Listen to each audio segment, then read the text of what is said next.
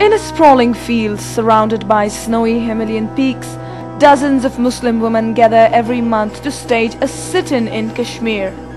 The women wear white headbands, carry photographs of their spouses, and hold placards reading, "Where are our loved ones?" Often tears roll down their faces.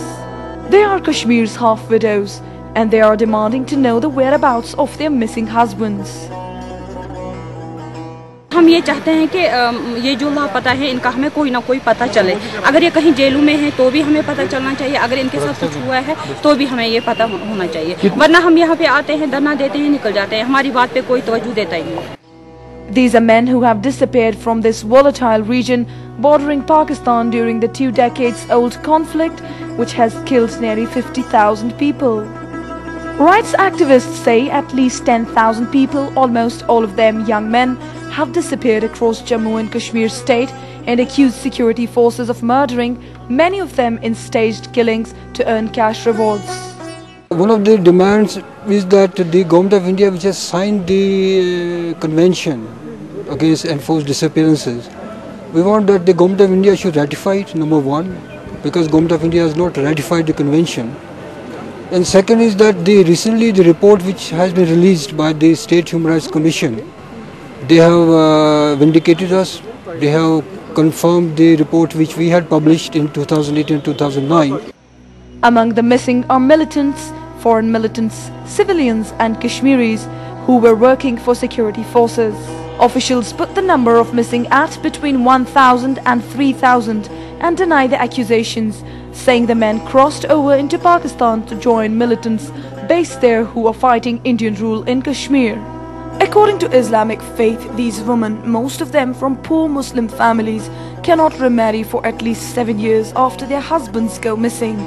Activists estimate there are between 2,000 and 2,500 such women. Many of these women have been forced to leave their in-laws' homes and are not eligible for government compensation for widows, nor can they claim the husband's property without proof that their husbands are dead. Officials who did not want to be named said at least 450 half-widows have received the relief from the government. But psychiatrists add that it's not just a lack of rights that half-widows suffer, but also serious emotional trauma.